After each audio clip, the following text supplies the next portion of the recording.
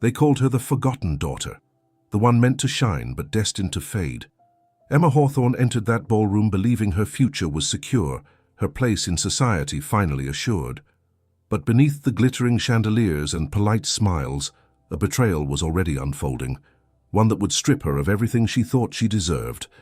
And yet, in that moment of public humiliation, when all eyes turned toward her downfall, one pair of eyes saw something entirely different. The Duke of Blackmore did not see a woman to pity. He saw a woman who fascinated him dangerously. The chandeliers of Ashford House blazed with 1,000 candles, casting golden light across silk gowns and tailored evening coats. Emma Hawthorne adjusted her gloves for the third time, her fingers trembling slightly as she stood near the grand staircase. At 25, she had waited longer than most for this moment. The formal announcement of her engagement to Jonathan Ashford, a gentleman of respectable lineage and comfortable fortune. Her mother had spent weeks preparing for this evening, selecting the perfect shade of ivory for Emma's gown, arranging her dark hair in an elaborate coiffure that showcased the Hawthorne family pearls. Everything had been choreographed to perfection. Emma should have felt triumphant. Instead, an uncomfortable weight pressed against her chest, making each breath feel measured and deliberate. She scanned the ballroom, searching for Jonathan among the sea of guests. When she finally spotted him near the terrace doors, her relief lasted only seconds. He stood close, too close to someone wearing a pale blue gown. Even from across the crowded room, Emma recognized the cascade of golden curls, the delicate slope of familiar shoulders. Charlotte, her younger sister. Emma's hands stilled on her fan. She watched as Jonathan leaned toward Charlotte, his mouth close to her ear. Whatever he said made Charlotte laugh, a sound that carried across the music like crystal bells. The intimacy of the gesture felt wrong, invasive, like witnessing something meant to remain private. Around her, guests continued their conversations, oblivious to the scene unfolding near the terrace.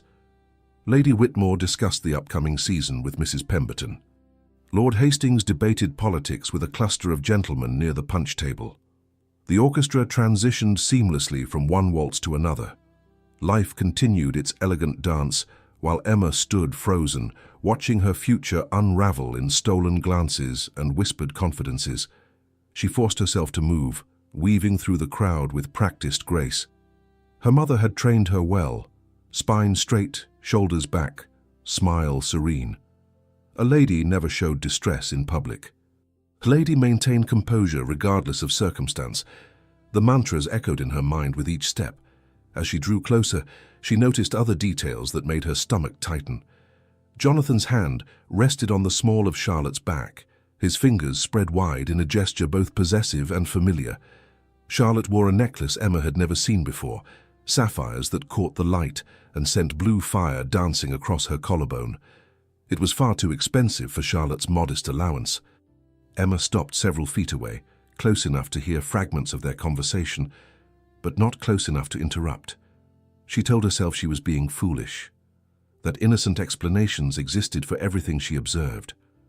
Perhaps Jonathan was simply being kind to his future sister. Perhaps Charlotte had borrowed the necklace from a friend. Perhaps the knot forming in Emma's throat was merely pre-announcement nerves manifesting as irrational jealousy. Then Charlotte turned her head and their eyes met. For one brief moment, Emma saw something flicker across her sister's face. Guilt, perhaps, or triumph, she could not tell which. But whatever emotion it was disappeared quickly, replaced by Charlotte's usual sweet smile. "Jonathan, you remember my sister Emma," Charlotte said, her voice carrying that musical lilt that had always made people lean closer to hear her speak. Jonathan straightened, creating a more respectable distance between himself and Charlotte. He turned to Emma with the smile she had grown accustomed to over their months of courtship, pleasant, appropriate, utterly lacking in warmth.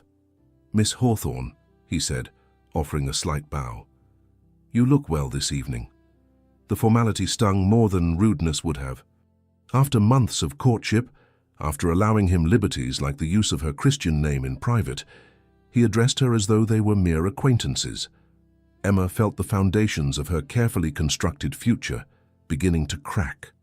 "Thank you," she managed, her voice steady despite the chaos in her chest. I was hoping we might speak before the announcement." Something passed between Jonathan and Charlotte, another of those weighted glances that excluded Emma entirely. Jonathan cleared his throat, adjusting his cravat in a gesture she recognized as nervous habit. Perhaps after the formalities, he suggested, his gaze already drifting back toward Charlotte. "There are matters that require immediate attention." Emma opened her mouth to respond, but movement near the entrance caught her eye. Her mother swept into view, resplendent in burgundy silk, her expression radiating satisfaction. Behind her walked Emma's father, looking vaguely uncomfortable in his formal attire, as he always did at social gatherings. They were making their way toward the raised platform where Lord and Lady Ashford stood, clearly preparing for the announcement that would cement alliances and secure futures. The moment Emma had anticipated for months was finally arriving, yet instead of joy, she felt only dread, a cold certainty settling over her like morning frost. She looked again at Jonathan and Charlotte, at the space between them that seemed charged with secrets, at the matching expressions of barely contained excitement on their faces. Around her, guests began moving toward the platform, drawn by the subtle shift in energy that preceded important announcements. Conversations quieted, the orchestra finished their current piece and fell silent. Servants circulated with champagne, ensuring every glass was filled for the traditional toast. Emma found herself swept along with the crowd, separated from Jonathan and Charlotte by a dozen bodies. She searched for her mother's face in the sea of guests, needing some anchor of certainty, but her mother's attention was fixed on Lord Ashford as he raised his hand for silence. The ballroom settled into expectant quiet. Emma's heart hammered against her ribs, each beat echoing in her ears louder than the whispers around her. She gripped her fan so tightly that the delicate ivory ribs threatened to snap. Lord Ashford began to speak, his voice carrying across the assembled guests with practiced authority. He spoke of family, of tradition, of the joy that came from seeing the next generation flourish. Each word felt like a weight added to Emma's shoulders, pressing her down until she could barely draw breath. Then he called Charlotte forward. The world tilted. Emma heard her own gasp as though from a great distance. Charlotte moved through the crowd with her characteristic grace, her blue gown catching the candlelight as she ascended the platform.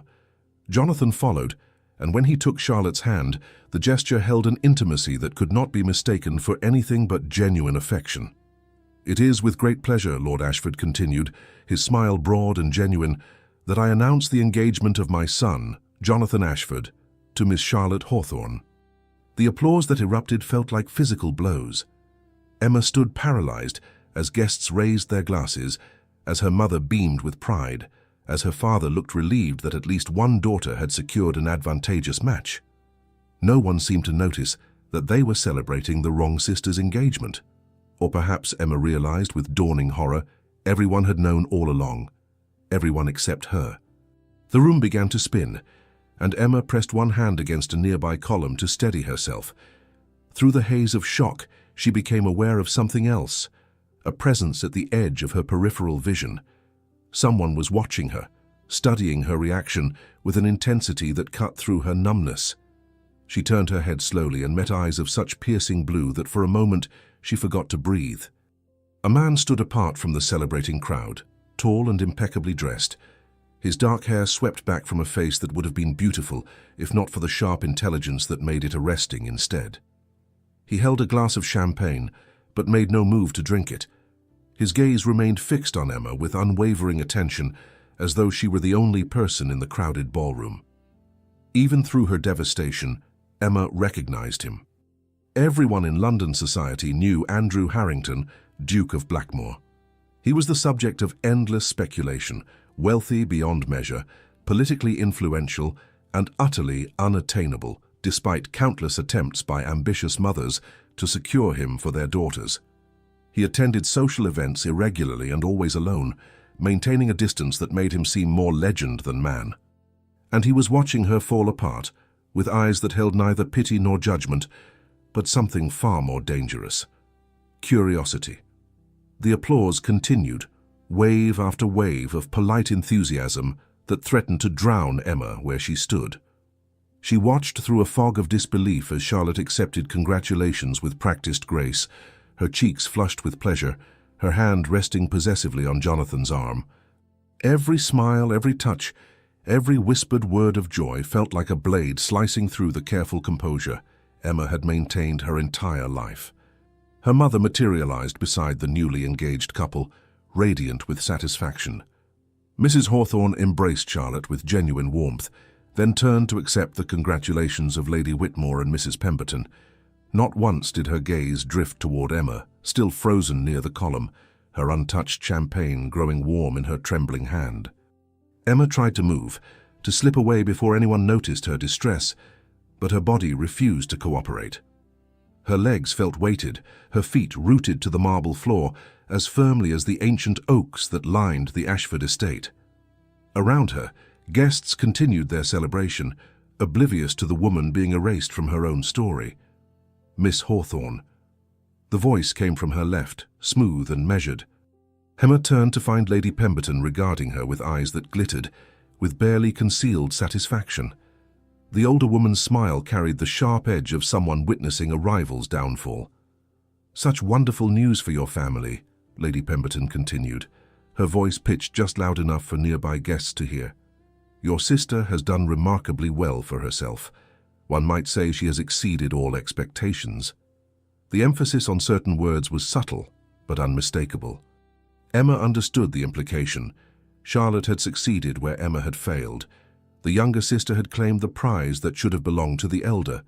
It was the kind of social humiliation that would fuel gossip for months. "Yes," Emma managed, forcing her lips into something resembling a smile.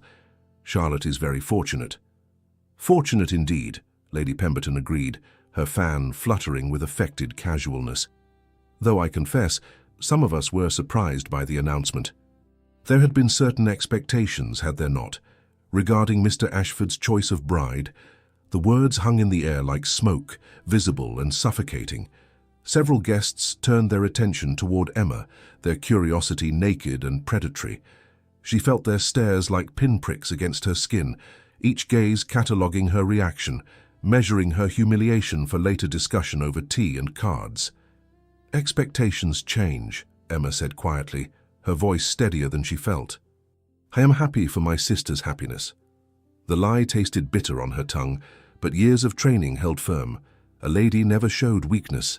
A lady maintained dignity even when dignity was all she had left. Lady Pemberton studied her for a long moment, clearly disappointed by Emma's measured response.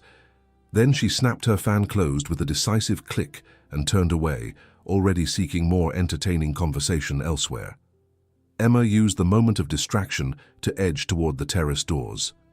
She needed air, space, somewhere away from the celebration that felt like a funeral, specifically the funeral of every hope she had harbored for her future. The crowd seemed to thicken around her, bodies pressing close in the warm ballroom, making each breath feel insufficient. She had nearly reached the doors when her mother's voice cut through the din. "Emma, dear, do come congratulate your sister properly." It was not a request. Emma turned to find her mother gesturing imperiously from the platform, where Charlotte and Jonathan still stood accepting well wishes. Every eye in the ballroom swiveled toward Emma, waiting to see how the rejected sister would perform this particular humiliation. There was no escape. Emma moved through the crowd with mechanical precision, her training overriding the screaming protest in her mind. She climbed the 3 steps to the platform, each one feeling like a mile, until she stood face to face with Charlotte and Jonathan. Up close, the truth was even more devastating. Charlotte's eyes shone with triumph, barely masked as joy. The sapphire necklace at her throat caught the light, and Emma realized with sickening certainty that it was an engagement gift, the kind of gift a man gave to a woman he truly desired, not the modest pearl brooch Jonathan had once suggested for Emma. "Charlotte," Emma said, her voice clear despite the chaos in her chest, "I wish you every happiness." She leaned forward and pressed a kiss to her sister's cheek, the gesture empty of warmth. Charlotte's perfume, roses and vanilla, far more expensive than anything she should have been able to afford, filled Emma's senses, making her stomach turn. "Thank you, sister," Charlotte murmured, and Emma heard the satisfaction in those 2 words. It was the voice of someone who had taken what she wanted and felt no remorse. Emma turned to Jonathan, meeting his eyes for what she knew would be the last time. She searched his face for some sign of guilt, some acknowledgement of the understanding they had shared for months. But Jonathan looked back at her with nothing more than polite distance, as though they were strangers meeting for the first time. "Mr. Ashford," she said formally, "may you find all you seek in your marriage." Something flickered across his expression, recognition perhaps of the double meaning in her words, but it vanished quickly, replaced by the bland pleasantness he wore like armor. "Thank you, Miss Hawthorne. Your graciousness is appreciated." The words were correct, appropriate, utterly meaningless. Emma descended from the platform with her spine rigid and her head high, even as she felt the foundation of her world crumbling beneath her feet. The crowd parted for her, but she felt their stares like brands against her skin. They would talk about this for weeks. The elder sister displaced by the younger, the quiet humiliation of a woman who had believed herself secure. She had nearly reached the terrace doors when she felt it again, that intense awareness of being watched. Emma paused, her hand on the door handle, and turned her head slightly. Across the ballroom, through the sea of celebrating guests, Andrew Harrington still stood apart. He had not moved from his position near the far wall, had not joined the congratulations or the gossip. He simply watched her with those impossibly blue eyes, his expression unreadable but his attention absolute. For a moment their gazes held. Emma felt something shift in the air between them, a current of understanding that needed no words. He saw her. Not the humiliation, not the rejection, not the social failure. He saw her. The woman beneath the practiced composure, the person fighting to maintain dignity in the face of devastating betrayal. Then someone moved between them, breaking the connection. When Emma's view cleared, the Duke had shifted his attention, speaking quietly to a gentleman she did not recognize. The moment passed, leaving her wondering if she had imagined the intensity of his regard. She pushed through the terrace doors into the cool night air, her lungs expanding with the first full breath she had taken since the announcement. The terrace overlooked formal gardens, illuminated by strategically placed lanterns, their light soft and forgiving compared to the harsh brilliance of the ballroom. Emma moved to the stone balustrade, gripping it with both hands as though it might anchor her to reality. Behind her, the sounds of celebration continued. Laughter, music, the clink of crystal. Her family was inside, basking in Charlotte's triumph. The man she had expected to marry was inside, looking at her sister with affection he had never shown Emma. Her future, carefully planned and patiently waited for, had been stolen in a single announcement. She closed her eyes, willing herself not to cry. Ladies did not weep at balls. Ladies maintained composure, regardless of circumstance. The mantras her mother had drilled into her since childhood echoed through her mind, a litany of control and suppression. A remarkable performance. Emma's eyes flew open. She spun around to find Andrew Harrington standing in the doorway, backlit by the ballroom's golden glow. He moved onto the terrace with the fluid grace of someone utterly comfortable in his own skin, closing the door behind him with deliberate care. The music faded to a distant murmur, leaving only the sound of the fountain in the garden below and Emma's too rapid heartbeat. "Your Grace," she managed, her voice barely above a whisper. "I did not realize anyone had followed me." He moved closer, each step measured and purposeful. In the softer light of the terrace, Emma could see details she had missed from across the ballroom. The sharp line of his jaw, the slight curl to his dark hair that suggested it would be unruly if not so expertly cut. The way his evening clothes fit him with the perfection that came from the finest tailors in London. "I did not follow you, Miss Hawthorne," he said, his voice carrying a richness that seemed to resonate in her chest. "I simply chose to take air at the same moment you did. A coincidence, nothing more." The lie was obvious, but Emma found she did not mind. There was something in his presence that felt steadying, as though his certainty could anchor her spinning world. He stopped several feet away, maintaining a respectful distance yet close enough that she could see the intelligence burning in those blue eyes. He studied her face with unsettling directness, and Emma resisted the urge to turn away from his scrutiny. "You held your composure admirably," he observed. "Most women in your position would have fled or caused a scene. You did neither." Emma lifted her chin, finding some reserve of pride she had not known still existed. What would either accomplish, Your Grace? The announcement has been made. The engagement is fact. My feelings on the matter are irrelevant. A slight smile curved his lips, but it held no mockery. If anything, it seemed almost approving. Are they? Irrelevant, I mean. The question caught her off guard. Emma found herself answering honestly, perhaps because the night had already stripped away so many pretenses. I suppose they must be. No one asked what I felt before tonight. I doubt they will begin asking now. Andrew moved closer, close enough that Emma caught the scent of sandalwood and something darker, more complex. He leaned slightly against the balustrade beside her, his gaze shifting from her face to the illuminated gardens below. "Tell me," he said quietly. "Did you love him?" Jonathan Ashford. Emma considered lying, maintaining the fiction that her heart had been engaged along with her hand. But something about the Duke's presence invited honesty, and she found herself too tired to maintain any more facades tonight. "No," she admitted, "I did not love him. But I believed we had an understanding. I believed I could trust his word and my family's protection. I was wrong on both counts." Andrew turned his head, pinning her with that intense blue gaze once more. "And now? What will you do now that you know the truth?" The question hung in the air between them, weighted with implications Emma could not fully decipher. She stared back at him, this man she barely knew, who had somehow become the first person all evening to ask what she wanted, rather than tell her what she should feel. "I do not know," she said finally, her voice carrying the exhaustion she had been fighting since the announcement. "I suppose I will endure. What other choice exists?" Andrew straightened, and when he spoke again, his voice carried an edge of something dangerous, something that made Emma's pulse quicken for reasons entirely different from her earlier distress. "There are always choices, Miss Hawthorne. Some simply require more courage than others."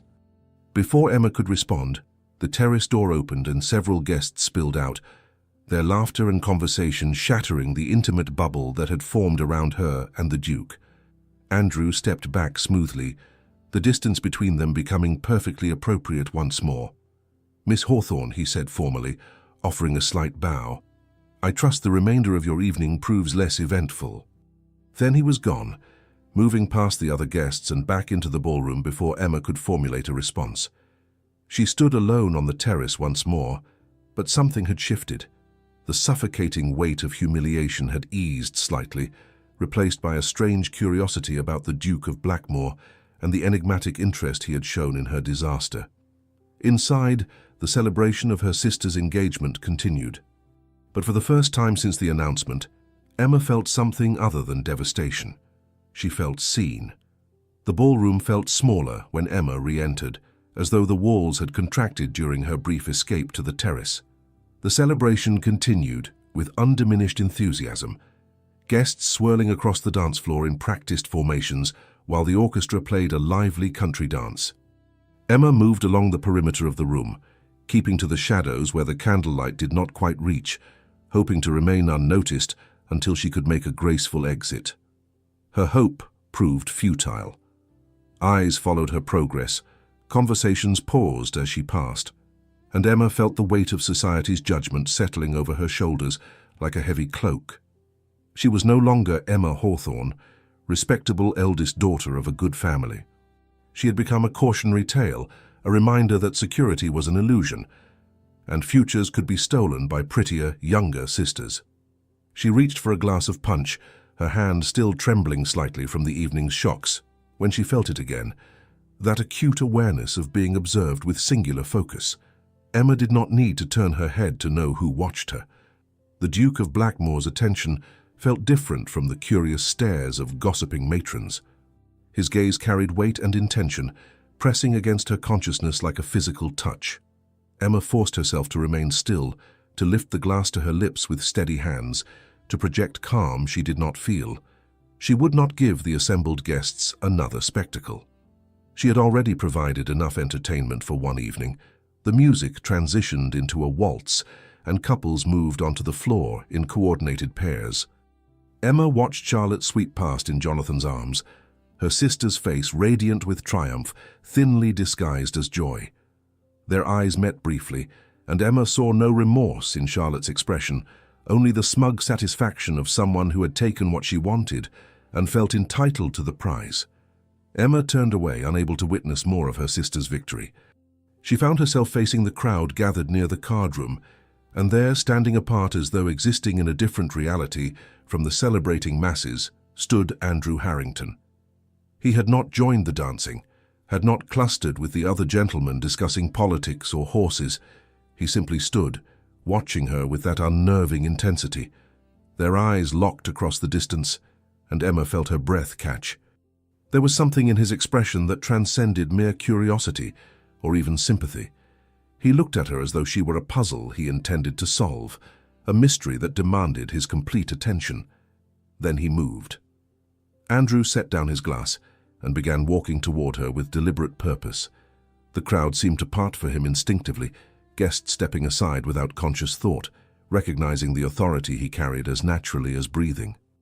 Emma's heart hammered against her ribs as he drew closer, each step bringing him nearer until he stood before her. "Miss Hawthorne," he said, his voice pitched for her ears alone despite the noise surrounding them, "I find myself in need of more pleasant air. Would you do me the honor of walking with me?" It was not truly a request. To refuse a duke, especially one as powerful as Blackmore, would compound tonight's humiliation with social suicide. But even as Emma recognized the obligation, she found herself wanting to accept for reasons that had nothing to do with propriety. "Of course, Your Grace," she replied, setting down her glass and accepting the arm he offered. His muscles felt solid beneath the fine wool of his coat, and Emma was acutely aware of every eye in the ballroom, suddenly focusing on them with laser intensity. Whispers erupted in their wake as Andrew guided her toward the main doors, moving with unhurried confidence through the crowd. Emma heard fragments of speculation as they passed. The Duke of Blackmore and the rejected sister. How curious. How unexpected. What could it possibly mean? She felt her cheeks heat with renewed embarrassment, but Andrew's steady pace never faltered. They passed directly in front of the platform, where Charlotte and Jonathan still held court. Emma saw her sister's eyes widen with surprise, saw Jonathan's expression shift from pleasant blankness to something that might have been concern. For one satisfying moment, Charlotte looked less like a victor and more like someone who had just realized the game was more complex than she had imagined. Andrew led Emma through a side passage that opened onto a different section of the gardens. This area was quieter, more private, illuminated by lanterns hung from the branches of ancient oaks. The sounds of the celebration faded to a distant murmur, replaced by the gentle rustle of leaves and the chirping of crickets. Only when they were completely alone did Andrew stop. He released her arm, but remained close, studying her face in the soft lantern light. "You are remarkably composed," he observed. "Most women would be weeping by now. Many would have fled entirely." Emma lifted her chin, meeting his gaze despite the vulnerability she felt. "Would tears change anything, Your Grace? Would fleeing undo what has been done? I fail to see how either would improve my situation." A slow smile curved his lips, transforming his face from merely handsome to devastating. "There is that steel again." I wondered if it extended beyond public performance. Emma felt something shift in her chest, a loosening of the tight control she had maintained all evening. She should have been offended by his presumption. Instead, she found his directness oddly refreshing. "I am not made of steel," she said quietly. "I simply see no benefit in falling apart before an audience eager to discuss my failure over tea tomorrow." Andrew moved closer, close enough that Emma had to tilt her head back slightly to maintain eye contact. "It was not your failure," he said, his voice low and intense. "You were betrayed by people who should have protected you. There is no shame in being the victim of others' treachery." The words struck something deep in Emma's chest, cracking the careful composure she had fought so hard to maintain. Her eyes burned with tears she refused to let fall. "Everyone in that ballroom believes otherwise," she managed. "I am the cautionary tale, Your Grace. The woman foolish enough to believe promises made in private drawing rooms. Let me tell you what I saw tonight," he said, each word deliberate and weighted. "I saw a woman betrayed in the cruelest possible manner, publicly by family, in a setting designed to maximize humiliation. I saw that same woman maintain her dignity when most would have crumbled. That is not weakness, Miss Hawthorne.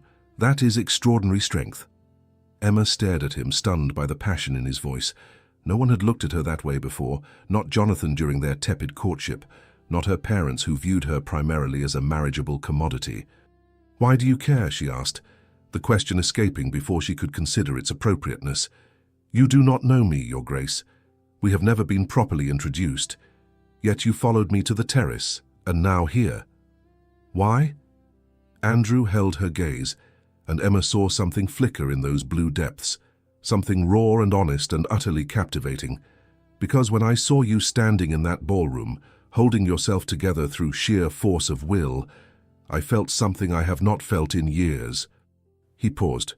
Curiosity, fascination, a desire to know the woman capable of such remarkable composure. Emma's breath caught. She should have stepped back, should have reminded him of proper distance. Instead, she found herself swaying slightly forward, drawn by the intensity of his regard. The air between them felt charged, heavy with unspoken possibilities. Andrew's eyes darkened, and Emma saw his jaw tighten as though he were fighting some internal battle. "You were humiliated tonight before the entire assembly," Andrew said. "Everyone in that ballroom witnessed your public rejection. They will talk about it for weeks." He moved even closer. "But we can change it. We can transform tonight's story." Emma's heart stuttered. "Is that what I am?" she asked. "A project? A way to amuse yourself?" Something fierce flashed across Andrew's face. He leaned in, close enough that his breath ghosted across her cheek, and Emma felt her entire body respond to his proximity. "You leave me," he said, each word precise and deliberate. "Perilously fascinated, Miss Hawthorne. Dangerously so." The words hung in the air between them, a confession and a challenge. Emma's mind reeled. This could not be happening. Yet here he stood, looking at her with an intensity that made her feel simultaneously exposed and cherished. "You were betrayed before everyone," Andrew continued, his voice intimate, "and still you remained standing. That is rare. That is perilously fascinating." Emma felt tears threatening again, but this time from a different emotion entirely. For the first time since the announcement, someone saw her pain, acknowledged it, and still found her worthy of genuine interest. Before she could respond, Andrew straightened slightly and offered his arm once more. "Come with me," he said, his voice carrying clear across the garden. "If they are going to talk about you tonight, let it be because you chose to leave with me." Emma stared at his offered arm, understanding the magnitude of what he proposed. To leave with him would create speculation, transform her from victim to someone desirable, but it would also bind them together in society's eyes. She looked up at his face, searching for any sign of mockery. But Andrew's expression remained serious, almost fierce. He was offering her something precious, a chance to reclaim her dignity. Emma hesitated only a moment before placing her hand on his arm. Together, they walked back toward the ballroom, where her betrayers celebrated and society waited. But this time Emma was not alone. As they reached the doors, Emma heard the murmurs begin. Guests noticed their return, noted the proprietary way Andrew's hand covered hers, observed the intensity with which he looked at her. The whispers shifted entirely. Charlotte's smile faltered as she watched them enter. Jonathan's expression darkened. And Emma's mother, for the first time all evening, looked at her eldest daughter with something approaching respect. Andrew guided Emma through the crowd with unhurried confidence. Every eye followed their progress. The narrative was changing just as he had promised, and in that moment, walking through the ballroom with the most powerful man in England at her side, Emma felt something she had not expected to feel again that night. Hope. The following morning arrived with cruel brightness, sunlight streaming through Emma's bedroom windows with an enthusiasm that felt like mockery. She had barely slept, her mind replaying the previous evening in an endless loop. The announcement, the humiliation, Charlotte's triumphant smile, and most persistently, Andrew Harrington's intense blue eyes, and the words that had shaken something loose inside her chest. "You leave me perilously fascinated." Emma rose from her bed and moved to the window, looking out over the gardens of Hawthorne House. Below, gardeners tended the roses with methodical care, their world unchanged by the catastrophe that had upended hers.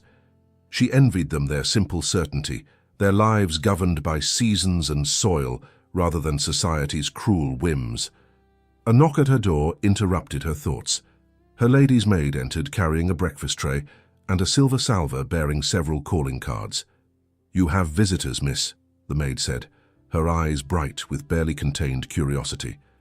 "The Duke of Blackmore sent these flowers with his card. He requests permission to call this afternoon." Emma turned to see an enormous arrangement of white roses and lavender filling the corner of her room, their fragrance suddenly overwhelming her senses. Her heart hammered against her ribs as she took the card from the salver, reading Andrew's bold handwriting. "Miss Hawthorne, I find myself eager to continue our conversation. If you would grant me the honor of your company this afternoon, I shall call at 3. Yours in fascination, Blackmore." The formal words carried an undercurrent of intimacy that made Emma's cheeks warm. She looked at the other cards. Lady Pemberton, Mrs. Whitmore, several other society matrons whose sudden interest felt predatory rather than genuine.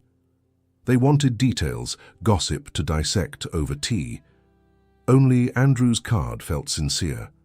"Tell the Duke I shall receive him at 3, Emma said, surprised by the steadiness of her voice. "As for the other callers, I am not at home today." The maid's eyebrows rose slightly, but she nodded and withdrew. Emma sat at her vanity, studying her reflection. The woman staring back looked tired, shadows beneath her eyes betraying her sleepless night. But there was something else too, a spark of defiance that had not existed 24 hours ago. She thought of Andrew's words in the garden. Extraordinary strength, perilously fascinating. No one had ever spoken to her that way, as though she were someone remarkable rather than merely acceptable. The memory sent warmth spreading through her chest. Emma spent the morning in careful preparation. She chose a day dress of soft blue muslin that brought out the color of her eyes, allowed her maid to arrange her dark hair in a style that was elegant without being ostentatious. She was in the morning room when 3 o'clock arrived, her hands steady as she poured tea, despite the nervous energy thrumming through her veins. The butler announced Andrew precisely on time. He entered the room with that same commanding presence that had marked him at the ball, but today Emma noticed other details. The way his dark hair curled slightly at his collar, despite obvious attempts to tame it, the intelligence burning in those blue eyes, the slight smile that curved his lips when he saw her. "Miss Hawthorne," he said, bowing with perfect formality. "Thank you for receiving me." "Your Grace," Emma replied, gesturing to the chair across from her. "Please sit. I was just having tea." Andrew settled into the chair with casual grace, accepting the cup she poured. For a moment they observed the proprieties, discussing the weather and other inconsequential topics. But Emma felt the weight of unspoken words between them, the conversation they had begun in the garden demanding continuation. "I trust you slept well," Andrew said, though his knowing look suggested he understood she had done nothing of the sort. "As well as could be expected," Emma replied, setting down her teacup. "Given the circumstances." Andrew leaned forward slightly, his gaze intensifying. "And what are those circumstances, Miss Hawthorne? How do you find yourself this morning?" The question felt like an invitation to honesty. Emma met his eyes, seeing genuine interest rather than polite curiosity. "Confused," she admitted, "angry, humiliated, and strangely hopeful, though I cannot entirely explain why." "Perhaps," Andrew suggested, "because you have realized that last night's betrayal, while painful, has freed you from a future that would never have satisfied you." Emma considered his words, feeling their truth settle over her. "You are right," she said slowly. "I did not love Jonathan. I never did. But I believed our arrangement would provide security, stability. I thought those things mattered more than passion or genuine affection. And now? Now I find myself questioning everything I thought I understood about my life and my future." Andrew set down his teacup and rose, moving to stand near the window. The afternoon light caught the planes of his face, emphasizing the sharp intelligence that made him so compelling. When he spoke again, his voice carried a roughness that made Emma's pulse quicken. "I meant what I said last night. You fascinate me, Miss Hawthorne. Your strength, your composure, The fire I see burning beneath your carefully maintained exterior. I find myself wanting to know everything about you. What you think, what you desire, what dreams you have abandoned because society told you they were inappropriate for women of your station." Emma rose and moved toward him, drawn by the intensity in his voice. "Why?" she asked again, the question that had haunted her since their first conversation. "Why me? You could have any woman in London. Why show interest in one who was publicly humiliated just yesterday?" Andrew turned to face her fully, and Emma caught her breath at the raw honesty in his expression. "Because you are real," he said simply. "Because when I look at you, I see a woman, rather than a carefully constructed performance designed to trap a wealthy husband. Because your pain last night was genuine, and so was your strength. That combination is rare and precious." He moved closer, and Emma felt the air between them charge with possibility. "Most women I meet want my title, my fortune, my influence. They see a duke rather than a man. But you looked at me in that garden and asked why I cared. You challenged me. You treated me as an equal rather than a prize to be won." Emma's heart hammered in her chest. She should step back, maintain proper distance. Instead, she found herself asking the question that terrified and thrilled her in equal measure. "What do you want from me?" Andrew's eyes darkened. "Everything," he said, his voice dropping to barely above a whisper. "I want to know what makes you laugh, what brings you joy, what keeps you awake at night. I want to strip away the layers of propriety and expectation until I reach the woman beneath. I want your honesty, your opinions, your trust." He paused, his gaze holding hers with unwavering intensity. "And I want to give you something in return. Choice. Freedom. The opportunity to build a life on your own terms, rather than accepting whatever scraps society deigns to offer." Emma felt tears prick her eyes, but this time they were not born of pain. No one had ever offered her such things. No one had ever suggested her desires mattered beyond their utility in making an advantageous match. "I do not understand," she whispered. "What are you proposing?" Andrew reached out slowly, giving her time to retreat. When she did not, he took her hand in his thumb tracing gentle circles across her knuckles. "I am proposing a partnership," he said. "Allow me to court you publicly. Let society see that the Duke of Blackmore finds you captivating. In exchange, I offer you protection, respect, and the space to discover who you are beyond the limitations others have placed upon you." Emma stared at their joined hands, feeling the warmth of his touch spreading up her arm. "And what do you gain from this arrangement?" "The pleasure of your company," Andrew replied. "The satisfaction of knowing I have helped right a terrible wrong. And perhaps, if we are fortunate, we might discover something neither of us expected." He lifted her hand to his lips, pressing a kiss to her knuckles that sent heat flooding through Emma's body. "I make no promises of love," he continued, his breath warm against her skin. "I will not lie and claim emotions I do not yet feel. But I promise you honesty, respect, and genuine interest. That is more than most marriages offer." Emma's mind whirled with possibilities and dangers. What he proposed was unconventional, almost scandalous, yet it offered something she had never possessed: agency over her own future. "I need time to consider," she said finally. "This is not a decision to make lightly." Andrew nodded, releasing her hand, though Emma felt the loss of his touch keenly. "Take all the time you need. I shall call again tomorrow and you can give me your answer then." He moved toward the door, then paused and turned back. "One more thing, Miss Hawthorne. Whatever you decide, know that I meant every word I said. You are extraordinary, and you deserve a future worthy of that truth." Then he was gone, leaving Emma alone with her racing thoughts and the lingering warmth of his touch on her hand. She sank into her chair, staring at the flowers he had sent, breathing in their sweet fragrance. For the first time in her life, Emma Hawthorne faced a choice that was entirely her own. The realization was both terrifying and exhilarating. Outside her window, the gardens continued their eternal cycle, but inside, everything had changed. Emma spent the evening in her room, claiming a headache to avoid dining with her family. The truth was, she could not bear to sit across from Charlotte, watching her sister bask in the attention their mother lavished upon the newly engaged daughter. Every congratulation, every excited discussion of wedding plans would be another reminder of what Emma had lost, or perhaps what she had been saved from. She sat at her writing desk, staring at blank parchment as twilight deepened into night. Andrew's proposal circled through her mind, each repetition revealing new layers of complexity.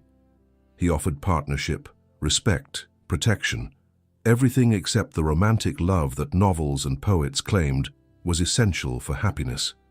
Yet Emma found herself questioning whether love, as society defined it, was truly what she wanted. Jonathan had never made her pulse race.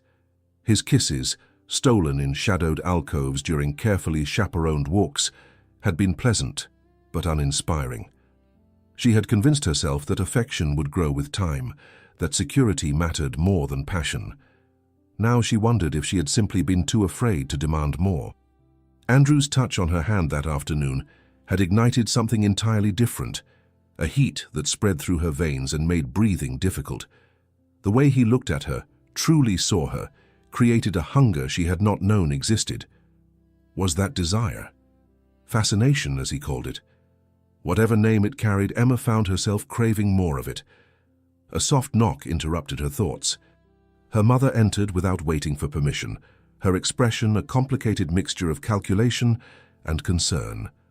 "Emma, dear, we need to discuss your behavior yesterday evening," Mrs. Hawthorne began, settling into the chair near the fireplace.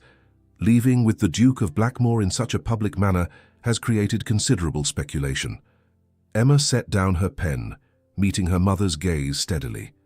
"I was unaware that accepting an escort from a respected peer was inappropriate behavior." Her mother's lips thinned. "Do not be obtuse.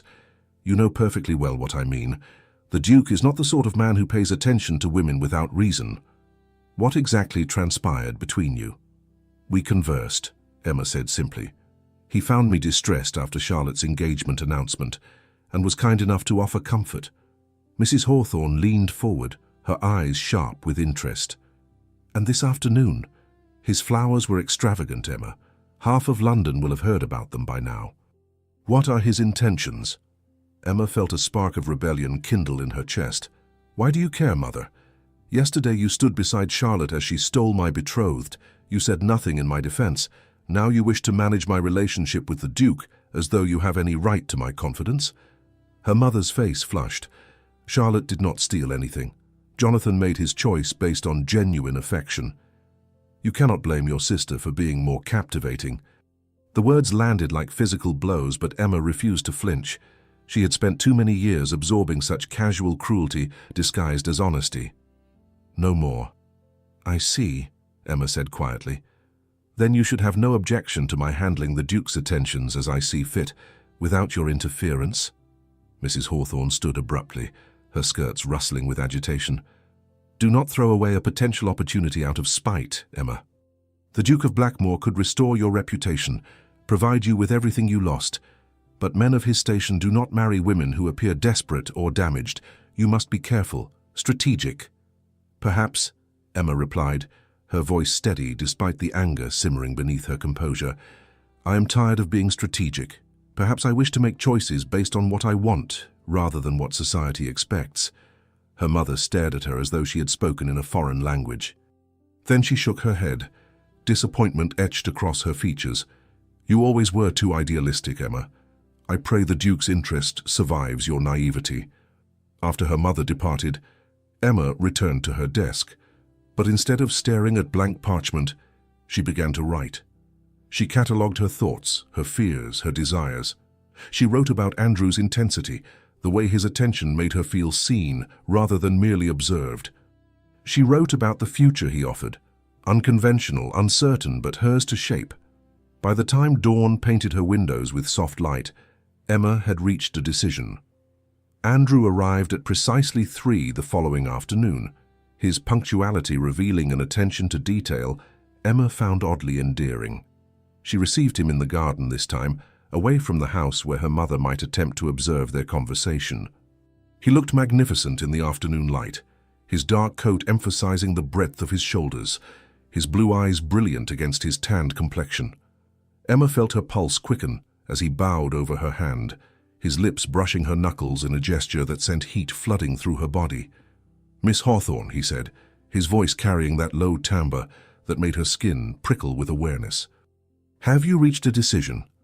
Emma gestured toward the bench beneath an ancient oak, waiting until they were both seated before speaking. She needed this moment to gather her thoughts, to ensure she expressed herself clearly. "I have considered your proposal carefully," she began, her hands folded in her lap to prevent them from trembling. "What you offer is generous, more than I had any right to expect after the disaster of 2 nights ago." Andrew's expression remained neutral, but Emma saw tension in the set of his shoulders. But he prompted, "But I need to understand something first." She turned to face him fully, meeting his eyes with determination. "You speak of partnership and respect, of giving me choice and freedom. Yet you also make clear this is not a romantic arrangement. What happens if I accept your courtship and discover I want more than you are willing to give?" Andrew held her gaze, and Emma saw the honesty she had come to associate with him. "That is a fair question," he said slowly. "I cannot promise emotions I do not feel. But I can promise that I will never lie to you about what I am capable of offering. If genuine love develops between us, I will welcome it. If it does not, we will have built something valuable nonetheless. A marriage based on mutual respect, shared interests and honest partnership." He reached out and took her hand, his thumb tracing gentle circles across her palm. "I have seen too many marriages built on passionate declarations that fade within months, leaving nothing but resentment and obligation. What I propose may seem cold by comparison, but it offers something more durable. A foundation that can support whatever we choose to build upon it." Emma felt the warmth of his touch spreading up her arm, the now familiar heat that his proximity always generated. "And physical attraction?" she asked, her voice dropping to barely above a whisper. "Is that part of your proposal?" Andrew's eyes darkened, his grip on her hand tightening slightly. His voice, when he spoke, carried a roughness that made Emma's breath catch. "I would be lying if I claimed I did not desire you, Miss Hawthorne. From the moment I saw you standing in that ballroom, maintaining your dignity while your world crumbled, I wanted you, not just as a project or a partnership, but as a woman I find dangerously compelling." He lifted her hand to his lips again, but this time his kiss lingered, his mouth warm against her skin. "If you accept my courtship, physical intimacy will be part of our relationship. Not as obligation, but as mutual desire and respect. I will never take what you do not freely give, but I will not pretend I do not want you." Emma's heart hammered against her ribs. The honesty of his words, the raw desire in his eyes, stripped away the last of her hesitation. This was what she wanted. A man who saw her as an equal, who desired her for who she was, rather than what she represented. "Then I accept," she said, her voice steady, despite the chaos of emotions flooding her system. "I accept your courtship, your partnership, and whatever may develop between us." Andrew's smile transformed his face, revealing a warmth she had not seen before. He stood, drawing her up with him, and for a moment they simply stood facing each other in the dappled shade of the oak tree. "You will not regret this," he said, his free hand rising to cup her cheek with surprising gentleness. "I swear to you, Emma, I will never give you cause to question this choice." The use of her Christian name sent a thrill through her body. She leaned into his touch, allowing herself to show vulnerability for the first time since their acquaintance began. "I hope you are right," she whispered, "because I find myself terrified and exhilarated in equal measure."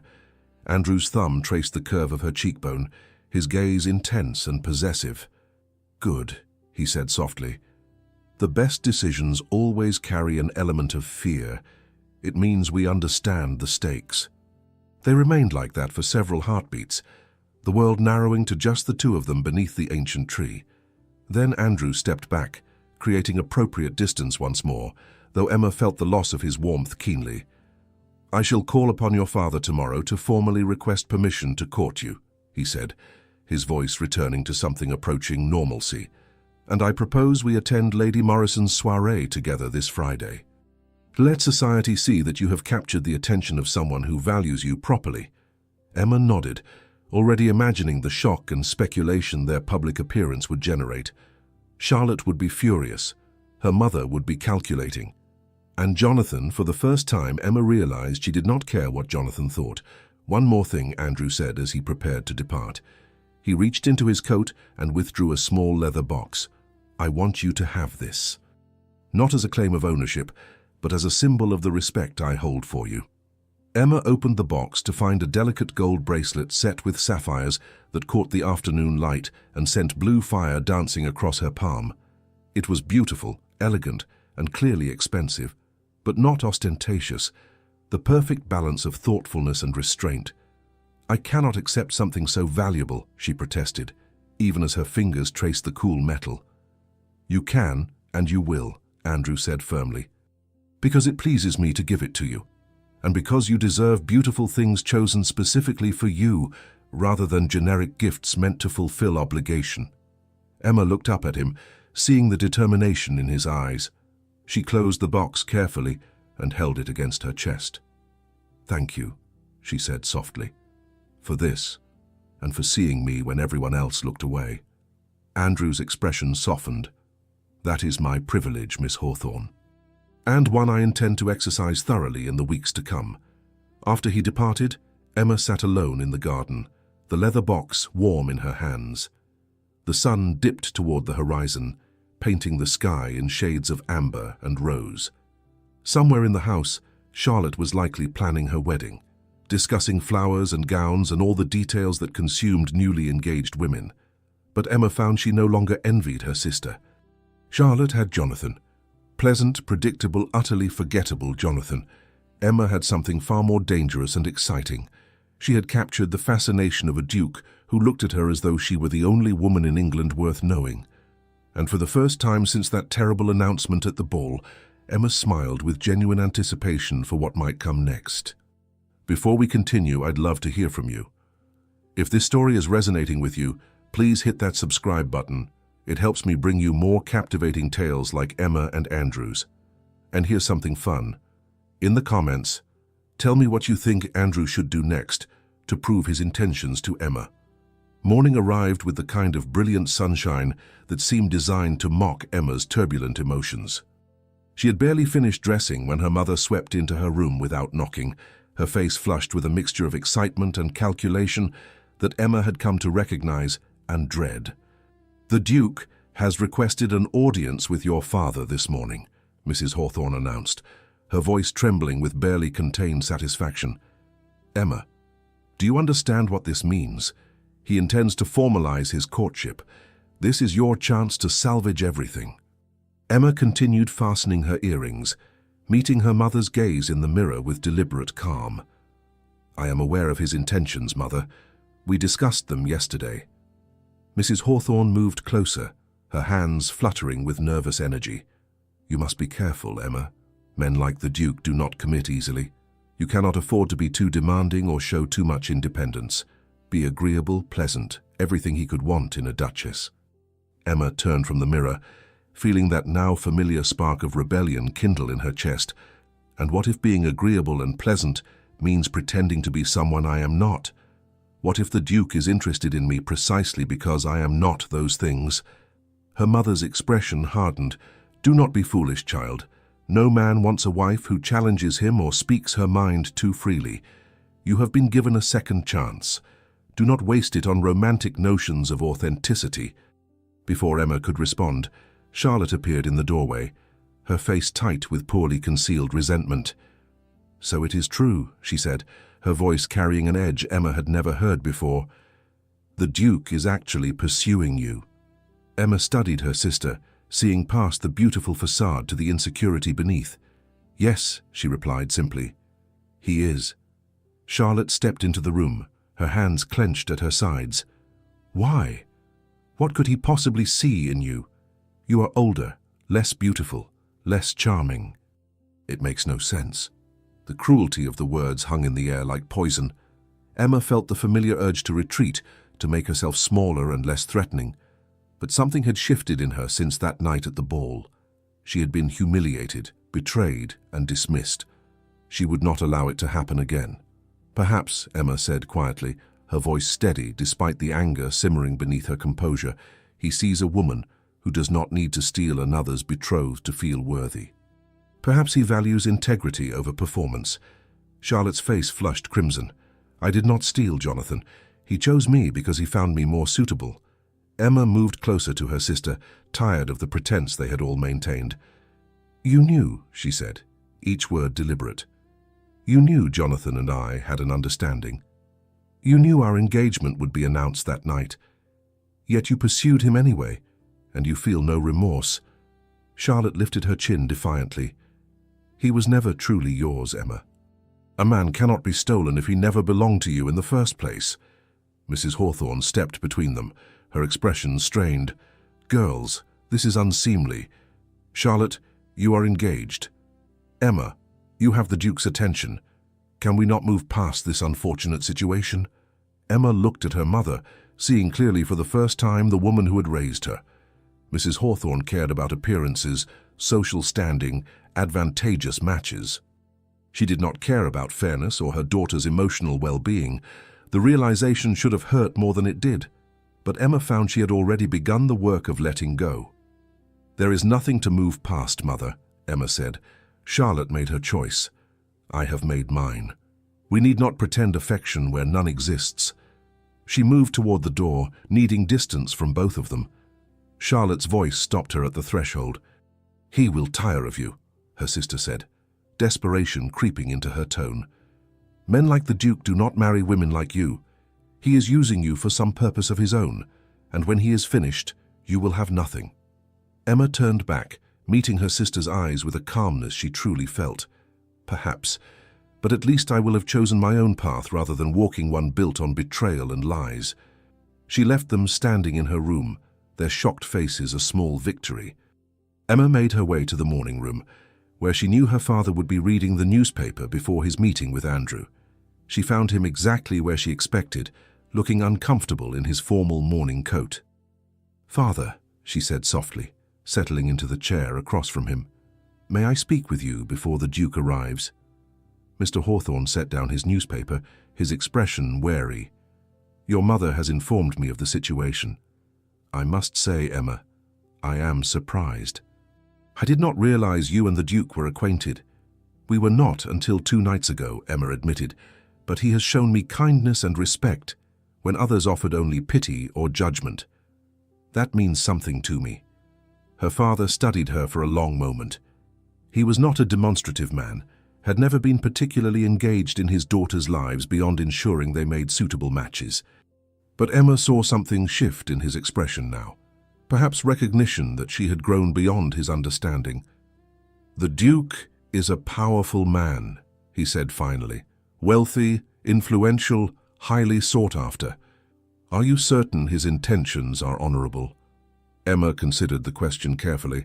I believe his intentions are honest, which may not be the same thing. He has promised me respect, partnership, and choice. That is more than most marriages offer. Mr. Hawthorne nodded slowly. Your mother will expect you to accept if he makes a formal proposal. Society will expect it as well, given the very public nature of his interest. And what do you expect, Father? The question seemed to catch him off guard. He set down his newspaper completely, giving Emma his full attention for perhaps the first time in years. I expect, he said slowly, that you will make the choice that feels right to you. You have always been the more sensible of my daughters. I trust your judgment. The words were simple, but they carried more weight than any elaborate declaration of support. Emma felt tears prick her eyes, surprised by how much his approval meant despite years of distance between them. Thank you, she whispered. The butler appeared in the doorway, announcing the Duke of Blackmoor's arrival. Emma's heart leaped as her father rose to greet their guest. She remained seated, knowing the men would conduct their business privately. But as Andrew entered the room, his eyes found hers immediately, holding her gaze with an intensity that made breathing difficult. He looked magnificent in the morning light, his dark coat perfectly tailored, his cravat tied with elegant simplicity. But it was the expression in his eyes that stole Emma's breath, possessive, protective, and entirely focused on her. Mr. Hawthorne, Andrew said, offering a respectful bow, thank you for receiving me this morning. "Your Grace," her father replied, gesturing toward his study. "Shall we speak privately?" Andrew nodded, but his gaze lingered on Emma for one more moment. She saw promise in those blue depths, a silent assurance that whatever transpired in her father's study, they were in this together. After the men departed, Emma moved to the window overlooking the garden. She should have felt anxious, worried about the outcome of their discussion. Instead, she felt strangely calm, as though she had finally stopped fighting against a current and allowed herself to float. 20 minutes later, Andrew and her father emerged. Emma could read nothing from her father's expression, but Andrew's slight smile told her everything she needed to know. "Emma," her father said, his tone formal but not unkind, "the Duke has requested permission to court you formally, with the understanding that if the courtship proceeds favorably, he will seek your hand in marriage. I have given my consent, provided you are agreeable to the arrangement." Emma looked at Andrew, seeing the question in his eyes despite the certainty of his posture. He was giving her one more chance to refuse, to choose a different path. The realization made her decision even easier. "I am agreeable," she said clearly. "Very much so." Andrew's smile widened, transforming his face with genuine warmth. "Then allow me to take you for a drive, Miss Hawthorne. I believe we have much to discuss." Emma accepted his offered arm, feeling her father's surprised but approving gaze follow them as they left. Her mother would hear of this development soon enough, would begin planning and scheming and attempting to control the situation. But for now, Emma had this moment, walking beside a man who saw her, truly saw her, and found her worthy of his attention. Outside, Andrew's carriage waited, elegant and understated. He handed her up himself, his touch lingering on her gloved hand, longer than strictly necessary. Once they were settled and the carriage began moving, he turned to her with an expression she could not quite decipher. "You were magnificent," he said softly. "Your father told me you faced your family this morning without flinching. That takes remarkable courage." Emma felt heat rise to her cheeks. "I simply told the truth, that I am tired of being what others expect rather than who I am." Andrew reached across the space between them and took her hand, his thumb tracing circles across her palm through the thin fabric of her glove. "And who are you, Emma Hawthorne?" Emma met his eyes, feeling the weight of the question and the freedom it offered. "I am still discovering that," she admitted, "but for the first time in my life I have the opportunity to find out." Andrew lifted her hand to his lips, pressing a kiss to her knuckles that sent heat flooding through her body. "Then allow me the privilege of discovering alongside you." The carriage rolled through London streets, carrying them toward an uncertain but suddenly bright future. And Emma, for the first time since that terrible night at the ball, felt genuinely happy. The following weeks unfolded with a rhythm Emma had never experienced before. Andrew called upon her daily, sometimes in the morning for a drive through Hyde Park, other times in the afternoon for tea in the Hawthorne garden. Each visit brought new discoveries, layers peeling away to reveal the man beneath the ducal title. He was nothing like she expected. Where Jonathan had been predictable and conventional, Andrew challenged her at every turn. He asked her opinions on politics, literature, art. Topics Emma had been taught were inappropriate for women to discuss with genuine passion. When she hesitated, conditioned by years of suppressing her thoughts, he would lean forward with that intense gaze and say simply, "Tell me what you truly think." So she did, and he listened. They were walking through the rose garden at Blackmore House when Emma first realized the nature of their relationship had shifted beyond strategic partnership into something far more dangerous. Andrew had invited her to see his library, claiming it held a collection of poetry she might enjoy. But as they stood among the towering shelves filled with leather-bound volumes, Emma understood the invitation had little to do with books. "This is remarkable," she breathed, turning slowly to take in the scope of the collection. "I have never seen so many volumes outside of a public library." Andrew moved closer, his presence warm at her back. "My grandfather began the collection. I have merely continued his work." He reached past her to pull a slim volume from a high shelf, his arm brushing her shoulder in a way that made her pulse quicken. "Byron," he said softly, his breath ghosting across her ear. "I thought you might appreciate his view of love as something both destructive and transformative." Emma took the book with trembling hands, acutely aware of how close he stood, how the scent of sandalwood and something uniquely him filled her senses. "Have you experienced such love?" she asked, surprising herself with the boldness of the question. Andrew's hand rose to her shoulder, his touch light but deliberate. "Not yet," he replied, his voice carrying that rough edge that always made breathing difficult, "but I begin to understand its possibility." Emma turned to face him, the book forgotten in her hands. They stood so close that she could see the ring of darker blue circling his irises, could count the slight lines at the corners of his eyes that appeared when he smiled. The air between them felt charged, heavy with unspoken desire. Andrew's hand moved from her shoulder to her cheek, his thumb tracing the curve of her jaw with aching gentleness. "Emma," he whispered, her name a question and a promise wrapped into one syllable. She swayed toward him, drawn by the intensity of his gaze and the warmth radiating from his body. "Yes," she breathed, not entirely certain what she was agreeing to, but knowing with absolute clarity that she wanted this, wanted him. Andrew's other hand came up to frame her face, tilting her head back slightly. For one endless moment he simply looked at her, his gaze searching hers for any sign of hesitation. Then, with exquisite slowness, he lowered his mouth to hers. The kiss was nothing like the chaste pecks Jonathan had given her in shadowed alcoves. Andrew kissed her, as though he were claiming something precious, his lips moving against hers with both gentleness and barely restrained hunger. Emma's hands rose to grip his coat, needing something to anchor her as the world tilted on its axis. When he deepened the kiss, his tongue tracing the seam of her lips in silent request, Emma opened for him without hesitation. The taste of him, mint and something darker, more complex, filled her senses. She heard a soft sound and realized with distant surprise that it had come from her own throat, a wordless expression of pleasure and need. Andrew's arms came around her, pulling her closer, until Emma could feel the solid wall of his chest against her breasts, could feel the rapid beating of his heart, matching her own frantic rhythm. His hands moved over her back, one settling at her waist, while the other tangled in her carefully arranged hair, loosening pins until dark strands fell around her shoulders. The book clattered to the floor, forgotten. Emma's hands moved from his coat to his shoulders, to the back of his neck, where his hair curled against his collar. She had never touched a man like this, had never been touched with such focused intensity. Every nerve in her body sang with awareness, awakening to possibilities she had only imagined. When they finally broke apart, both breathing heavily, Andrew rested his forehead against hers. His hands remained on her waist, steady and grounding. "Emma," he said again, his voice rough with desire, "tell me to stop. Tell me this is too fast, too much."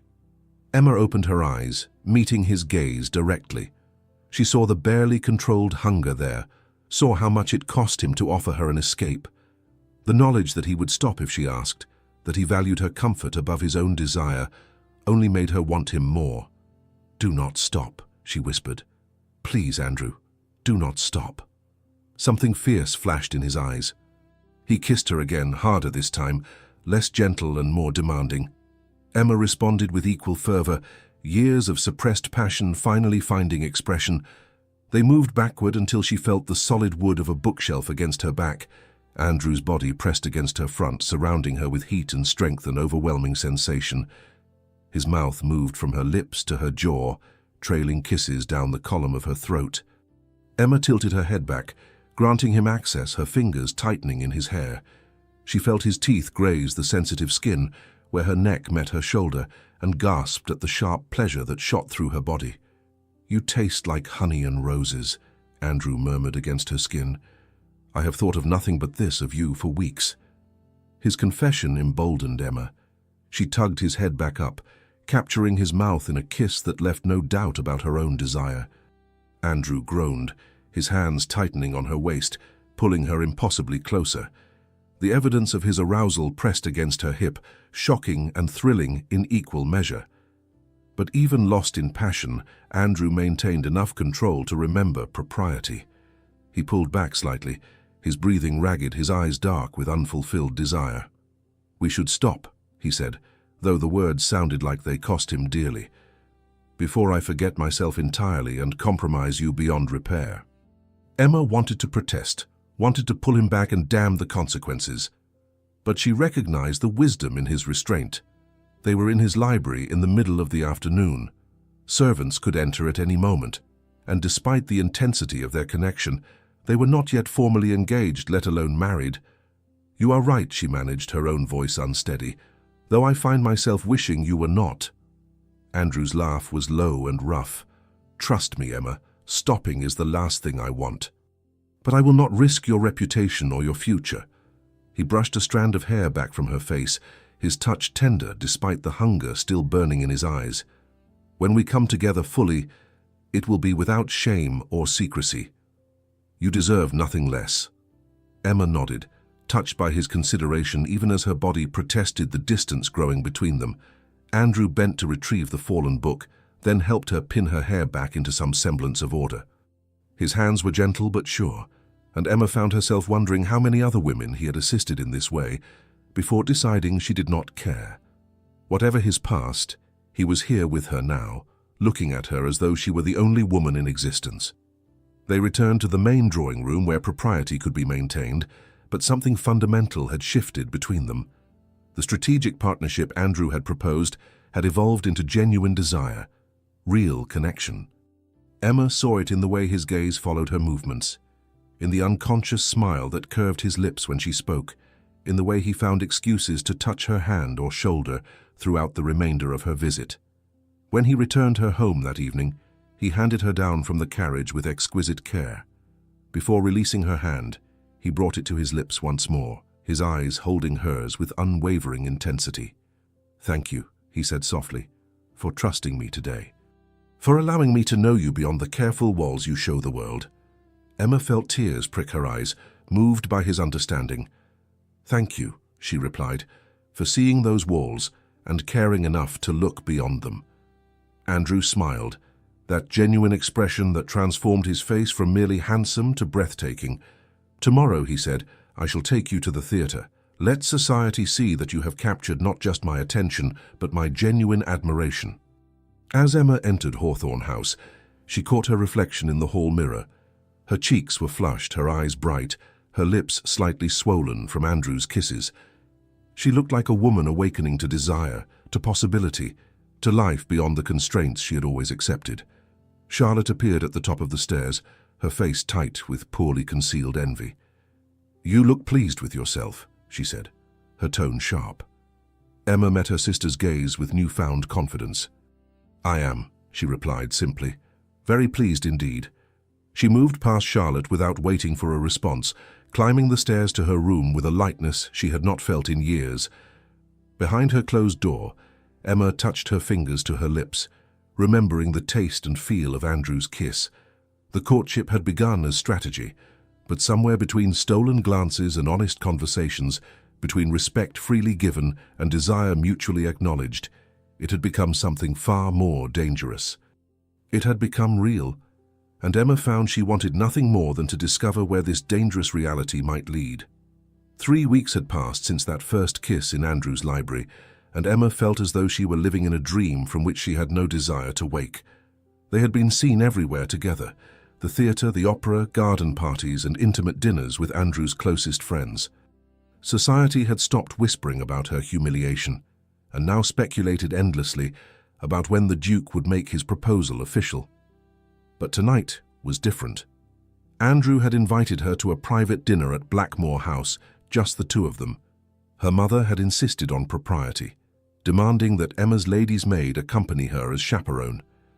But the knowing look in Andrew's eyes when he agreed suggested he had plans that would render such supervision meaningless.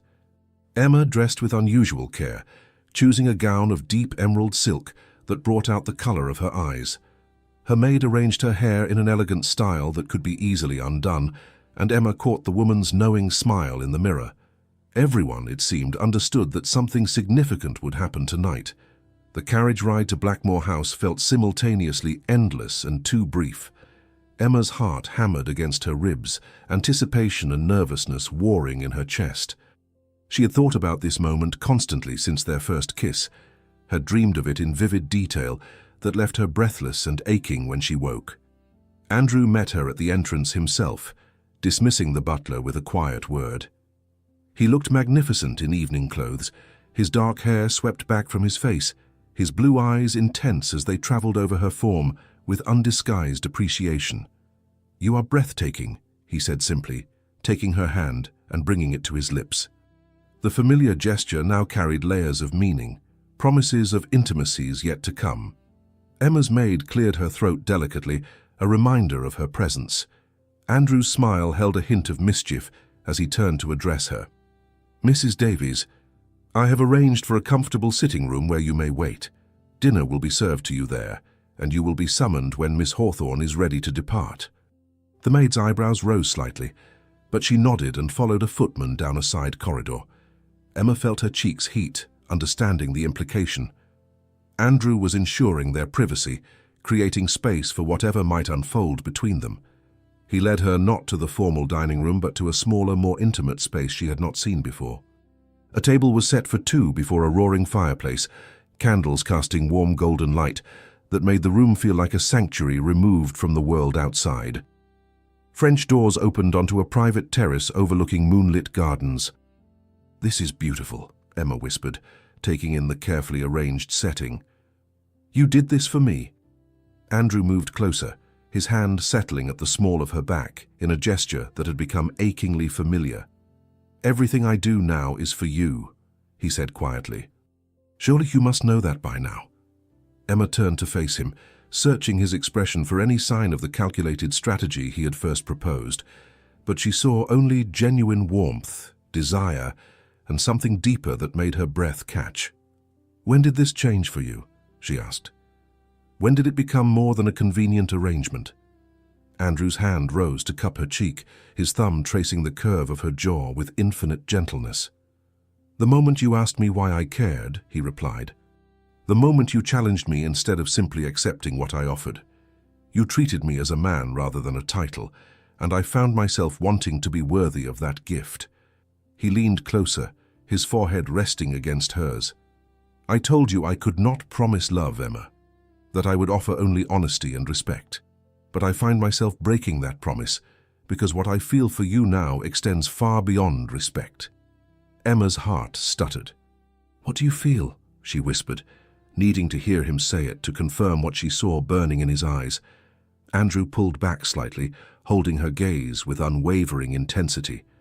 "I feel consumed," he said, his voice rough with emotion. "I think of you constantly. Your laugh, your mind, the way you challenge everything I thought I understood about connection and desire. I want to know every thought in your head, every dream you have suppressed, every secret fear you hide. And I want to give you the freedom to be wholly yourself, without pretense or performance." He paused, his hand moving to cradle the back of her neck. "I am falling in love with you, Emma Hawthorne. Perhaps I have been since the moment I saw you refuse to crumble in that ballroom." Tears spilled down Emma's cheeks unchecked. She had not allowed herself to hope for this, had convinced herself that partnership and respect would be enough. But hearing Andrew speak of love, seeing the raw honesty in his face, she realized she had been lying to herself. She wanted this. She wanted him. She wanted everything. "I love you," she said, the words emerging with surprising ease.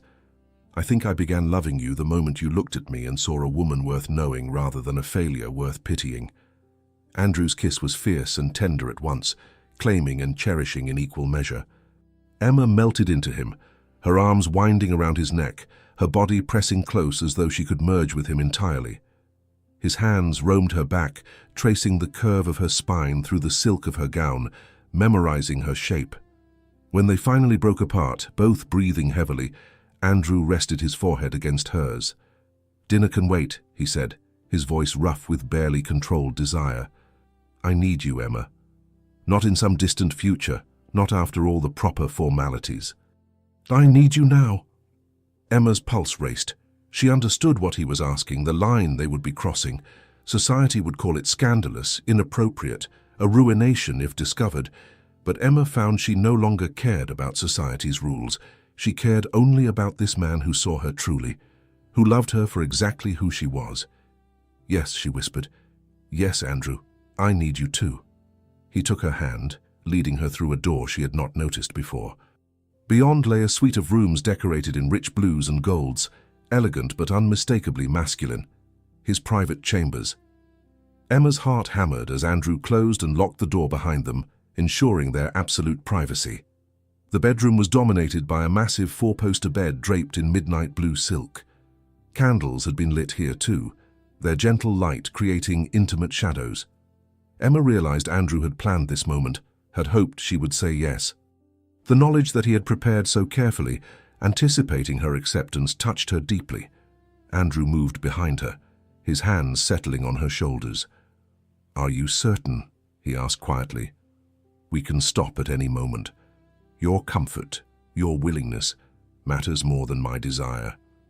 Emma turned in his arms, reaching up to cup his face between her palms. "I am certain," she said firmly. "I want this. I want you. I choose this, freely and completely." Something fierce blazed in Andrew's eyes. He began removing the pins from her hair with careful precision, each one pulled free with deliberate slowness, until dark waves tumbled around her shoulders. His fingers combed through the silky strands, his touch reverent. "You are magnificent," he murmured, gathering her hair in his hands and bringing it to his face, inhaling deeply. "I have dreamed of this, of seeing you undone, free of all the constraints society places upon you." Emma's hands moved to his cravat, fumbling slightly with the intricate knot. Andrew covered her hands with his, guiding her movements until the silk fell away. Together they worked at the buttons of his waistcoat, his coat, until he stood before her in shirt and trousers, his chest rising and falling with rapid breaths. "Your turn," he said softly, turning her gently so he could access the row of tiny buttons running down her back. He worked with aching slowness, pressing kisses to each inch of exposed skin as it appeared. Emma shivered despite the warmth of the room, sensation flooding her body with each touch of his lips. When her gown finally pooled at her feet, Emma stood in her chemise and corset, feeling simultaneously vulnerable and powerful. Andrew's gaze traveled over her with such hunger that Emma felt beautiful, desired in a way she had never experienced. He unlaced her corset with practiced ease, tossing it aside before drawing her back against his chest. His hands splayed across her stomach, holding her steady as he pressed kisses to her shoulder, her neck, the sensitive spot behind her ear that made her gasp. "Tell me what you feel," he murmured against her skin. "I want to know every sensation, every thought." "I feel alive," Emma breathed. "I feel wanted. I feel cherished and desired and free." Andrew turned her in his arms, capturing her mouth in a kiss that stole what remained of her breath. His hands roamed her body through the thin fabric of her chemise, learning her curves, cataloguing what made her sigh and gasp. When his thumbs brushed across her breasts, Emma arched into the touch, her body demanding more. He lifted her easily, carrying her to the massive bed and laying her down with exquisite care. The silk sheets felt cool against Emma's heated skin as Andrew stood beside the bed, removing the last of his own clothing with efficient movements. When he finally revealed himself completely, Emma's breath caught at the beauty of masculine form, at the evidence of his desire for her. Andrew joined her on the bed, covering her body with his own, supporting his weight on his forearms so he did not crush her. "You are everything," he whispered, his eyes holding hers with unwavering focus.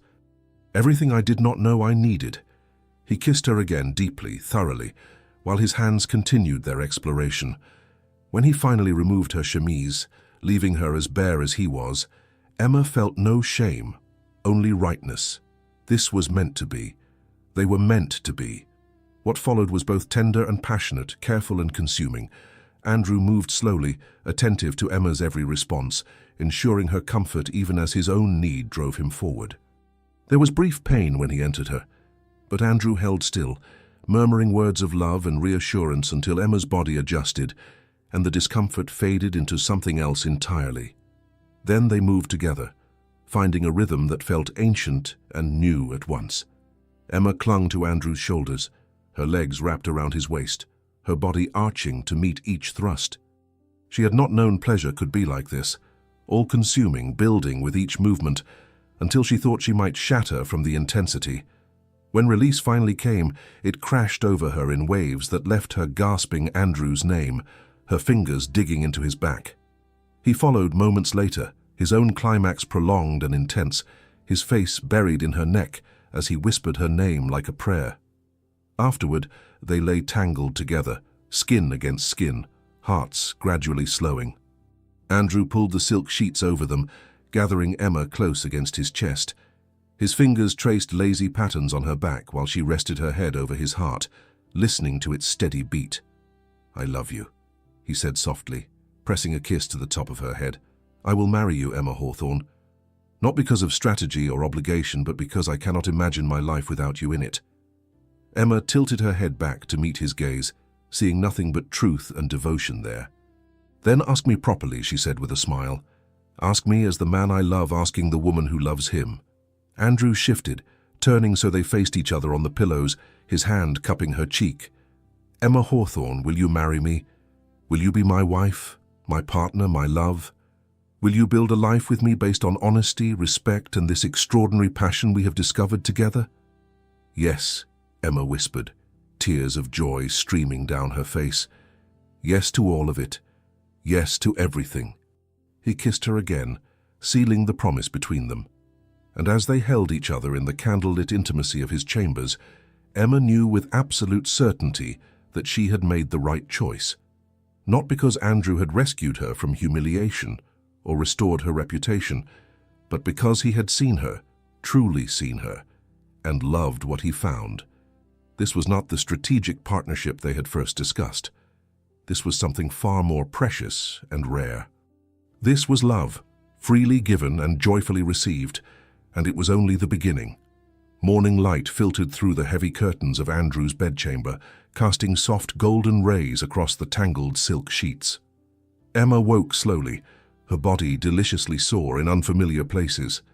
She felt the warmth of Andrew's body beside her, his arm draped possessively across her waist, and memory flooded back with vivid clarity. She turned her head to find him already awake, watching her with an expression so tender it made her chest ache. "Good morning," he murmured, his voice rough with sleep. "Good morning," Emma replied, feeling heat rise to her cheeks despite their intimacy the night before. Andrew propped himself up on one elbow, studying her face with concern. "Regrets?" he asked quietly. Emma considered the question carefully. By all societal standards, she should be consumed with shame. Yet as she looked into Andrew's eyes, seeing nothing but love and devotion, she felt only certainty. "None," she said firmly. "Not a single one." Andrew's smile was brilliant with relief. "Good," he said, leaning down to press a gentle kiss to her lips. "Because I intend to repeat last night as often as you will allow, both before and after we are married." They spent the next hour discussing practicalities. Andrew insisted they announce their engagement immediately within the week to protect Emma's reputation and establish her firmly as his future duchess before rumors could take root. "And my family?" Emma asked. "Charlotte's wedding is planned for next month. This will overshadow her celebration." Andrew's jaw tightened. "Your sister orchestrated your public humiliation without remorse. I find it difficult to care about overshadowing her joy." Emma squeezed his hand. "I do not wish to become like her, Andrew. I do not want our happiness built on spite." Andrew studied her for a long moment, then lifted her hand to his lips. "This is why I love you. Your capacity for grace, even when others have shown you none." "Very well. We will time our announcement carefully, but I will not allow your family to diminish what we have built together." Mrs. Davies was summoned to help Emma dress and restore her appearance to respectability. By the time Emma descended to Andrew's carriage, she looked every inch the proper lady, though her swollen lips and contentment told a different story. Andrew rode with her, unwilling to let her face her family alone. As they approached Hawthorne House, Emma felt tension coil in her stomach. Her mother would have questions, Charlotte would be vindictive. Andrew took her hand, bringing it to his lips. "Remember," he said quietly, "you are not the woman who stood in that ballroom weeks ago. You have choices now, you have me. Whatever happens, we face it together." They entered to find her entire family assembled, her mother, father, Charlotte with Jonathan hovering protectively at her side. Mrs. Hawthorne's eyes went immediately to Emma's hand, to the emerald ring glittering on her finger. "Your Grace," she said, rising to curtsy to Andrew. "This is an unexpected pleasure." Andrew's voice was cool, formal. "I have come to inform you that Miss Hawthorne has accepted my proposal of marriage. We will announce our engagement publicly within the week." The room erupted. Charlotte's face flushed with anger. "Already?" she demanded. "Emma, you have known him barely a month. This is unseemly." Emma met her sister's gaze steadily. "No more rushed than your engagement to my former betrothed. At least Andrew and I built our relationship on honesty rather than deception." Mrs. Hawthorne intervened quickly. "This is wonderful news. A duke, Emma. You have done remarkably well." Emma felt Andrew's hand settle on her lower back, a gesture of support. "I am the fortunate one, Mrs. Hawthorne," he said firmly. "Your daughter is extraordinary, and I count myself blessed that she chose to accept my suit." Jonathan, who had remained silent, finally spoke. "Emma, may I speak with you privately?" Andrew's hand tightened on Emma's back, but she placed her palm over his, silently communicating that she could handle this. She followed Jonathan into the hallway. "I owe you an apology," he said, not meeting her eyes. What happened at the ball was cruel. Emma studied the man she had once thought she would marry, feeling nothing but distant pity. "You should have done many things differently, Jonathan, but what is done is done." "Are you truly happy with him?" Jonathan asked. "Or is this simply revenge?" Emma felt anger kindle. "I am profoundly happy. Andrew sees me as a partner, as an equal. He values my mind and my spirit, not just my family connections. That is something you never offered." She turned to leave, then paused. "I hope you and Charlotte find contentment together. But know this, I am grateful for your betrayal. It freed me to find something far more valuable than the comfortable mediocrity you represented." When she returned to the drawing room, Andrew was speaking quietly with her father. Emma moved to his side, slipping her hand into his. He looked down at her, a question in his eyes. She smiled, conveying that she was well, that Jonathan's words had changed nothing. "We should be going," Andrew said. "Emma and I have much to plan, and I wish to introduce her to my family before the formal announcement." Mrs. Hawthorne rose immediately. "Of course, Your Grace." "Emma, you will need new wardrobes, appropriate jewels." "Mother," Emma said clearly, "I appreciate your concern, but Andrew and I will make decisions about my presentation together. I no longer require your management of my life." The words hung in the air, a clear boundary being drawn. Mrs. Hawthorne's face tightened, but she managed a stiff nod. In the carriage, Andrew pulled Emma close, pressing a kiss to her temple. "You were magnificent," he murmured. Over the following days, they finalized their plans. Andrew insisted on a private ceremony within 6 weeks at his country estate. Emma's relief at avoiding a grand public spectacle was palpable. He also insisted she meet his mother, the Dowager Duchess. The Dowager proved warm and direct, studying Emma with sharp blue eyes that reminded her of Andrew's. "Tell me, child," the Dowager said, "do you love my son? Not his title, not his fortune, but the man himself." Emma met her gaze without flinching. "I love him more than I knew it was possible to love anyone. He sees me truly, values me completely, and has given me the freedom to become who I was always meant to be. His title matters nothing compared to that gift." The Dowager smiled. "Good. Then you have my blessing. Welcome to our family, Emma." That evening, as Emma prepared to return to Hawthorne House one final time before the wedding, Andrew pulled her into his arms. 6 weeks, he murmured. 6 weeks, until you are mine, completely." Emma tilted her head back to meet his gaze. "I am already yours. The ceremony will simply make official what my heart already knows." Andrew's kiss was deep and thorough, filled with promise. When they broke apart, he rested his forehead against hers. "I love you, Emma Harrington-to-be. I will spend the rest of my life ensuring you never regret choosing me." Emma smiled, her heart full. "Impossible. You are the best choice I ever made." And as she rode home through London's streets, the emerald ring heavy on her finger and Andrew's love warming her from within, Emma knew she had found what she had always sought. Not rescue, not convenience, but partnership, passion, and a love built on conscious choice rather than obligation. It was everything, and it was only the beginning. 6 weeks passed in a blur of preparation and anticipation. Emma moved through the days with a lightness she had never known, each moment bringing her closer to the life she had chosen rather than one chosen for her.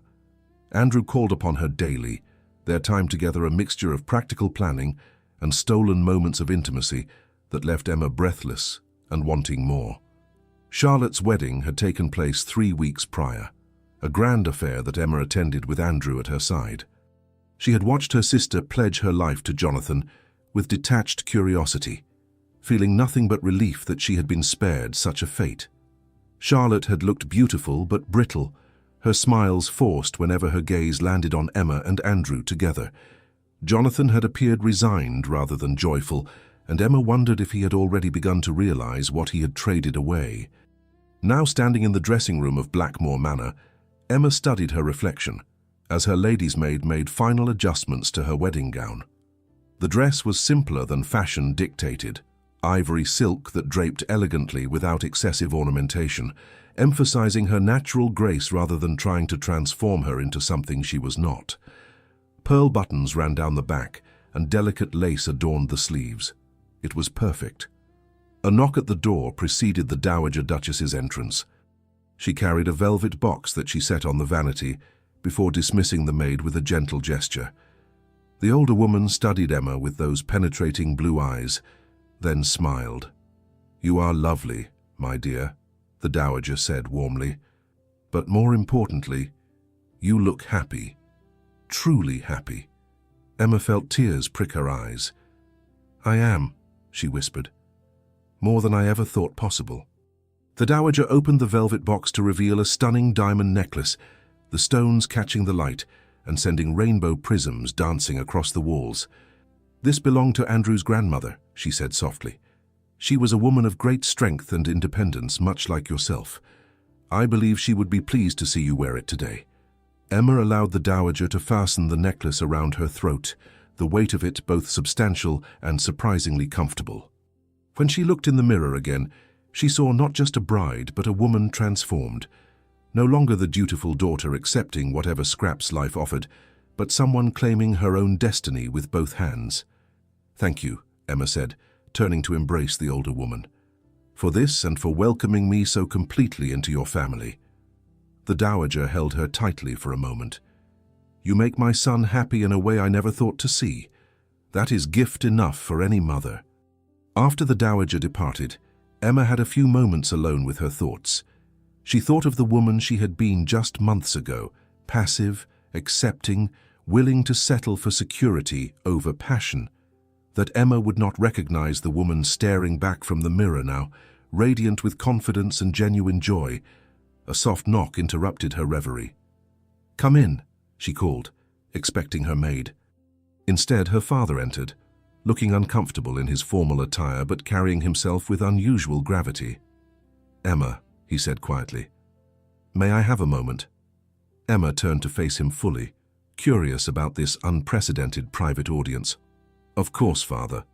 Mr. Hawthorne moved closer, his hands clasped behind his back in a gesture she recognized as nervousness.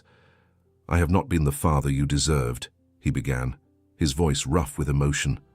"I allowed your mother to manage your life, to make decisions that should have included your voice and your desires. I stood by while Charlotte was encouraged in her betrayal, and I said nothing when you were humiliated publicly." Emma felt her throat tighten with unexpected emotion. "Father, please, let me finish," he interrupted gently. "Watching you these past weeks, seeing the woman you have become with the Duke's support and respect, has shown me what I failed to provide. You deserve a father who protects you, who values your happiness above social advantage. I was not that man, but I hope perhaps it is not too late to begin." Tears spilled down Emma's cheeks. She moved forward and embraced her father, feeling his arms come around her with surprising strength. "It is not too late," she whispered. "Thank you for saying this. It means more than you know." When they separated, Mr. Hawthorne produced a handkerchief to dab at his own eyes. "The Duke is a good man. More importantly, he sees your worth and treasures it appropriately. I am grateful he found you when he did." "As am I," Emma said softly. "As am I." Her father offered his arm. "Shall we? Your future husband is likely wearing a hole in the chapel floor with his pacing." Emma laughed, the sound light and free. She placed her hand on her father's arm, and together they made their way through Blackmore Manor's elegant corridors toward the private chapel, where a small gathering of friends and family waited. The chapel was intimate and beautiful, filled with white roses and late summer light streaming through stained glass windows. Emma barely noticed the guests as her father led her down the short aisle. Her entire focus centered on the man waiting at the altar, watching her approach with such intensity that her breath caught. Andrew looked magnificent in formal black, his dark hair swept back, his blue eyes brilliant with emotion. As Emma drew closer, she saw his hands trembling slightly, the only sign of nervousness in his otherwise controlled demeanor. The realization that he was as affected by this moment as she was made her love him even more fiercely. When they reached the altar, her father placed Emma's hand in Andrew's, the gesture carrying weight beyond mere tradition. "Take care of her," Mr. Hawthorne said quietly. "She is precious beyond measure." "I know," Andrew replied, his voice rough, "and I will spend my life proving myself worthy of that treasure." The ceremony was brief but deeply meaningful. Emma and Andrew spoke their vows with steady voices, each word a promise and a choice freely made. When the vicar finally pronounced them husband and wife, Andrew's kiss was tender and thorough, a public claim that left no doubt about his feelings. The small reception that followed was warm and joyful, filled with genuine celebration rather than the artificial politeness that dominated most society gatherings. Emma found herself embraced by Andrew's friends, welcomed without reservation into a world that valued authenticity over performance. Charlotte and Jonathan had not attended, their absence noted but not mourned. Mrs. Hawthorne had come, though her interactions with Emma remained strained and formal. But Emma found she no longer needed her mother's approval or affection. She had built a new family, one that chose to love her rather than tolerate her. As evening fell, Andrew led Emma away from the reception toward the private wing of the manor that would now be their shared home. He had prepared their suite himself, filling it with flowers and ensuring every detail spoke of care and anticipation. Once inside, with the door closed behind them, Andrew pulled Emma into his arms, his mouth finding hers in a kiss that quickly deepened from tender to hungry. When they finally broke apart, both breathing heavily, he rested his forehead against hers. "Hello, wife," he murmured, the words carrying satisfaction and wonder in equal measure. Emma smiled, her hands sliding up his chest to link behind his neck. "Hello, husband. The title feels right, does it not?" "Everything about you feels right," Andrew replied. "From the moment you refused to crumble in that ballroom, you have been exactly right." He began working at the pearl buttons running down her back, his fingers nimble despite the complexity of the fastenings. Emma helped him remove his coat and waistcoat, both of them laughing softly at their eagerness. There was none of the nervousness that had marked their first time together, only joy and desire, and the certainty of being exactly where they belonged. When they finally came together, it was with a passion tempered by tenderness, urgency balanced by the knowledge that they had a lifetime ahead of them. Emma lost herself in the sensation of Andrew's hands on her body, his mouth claiming hers, the whispered words of love and devotion that made her heart soar. Afterward, they lay tangled together in the massive bed, Emma's head resting on Andrew's chest as his fingers traced lazy patterns on her bare shoulder.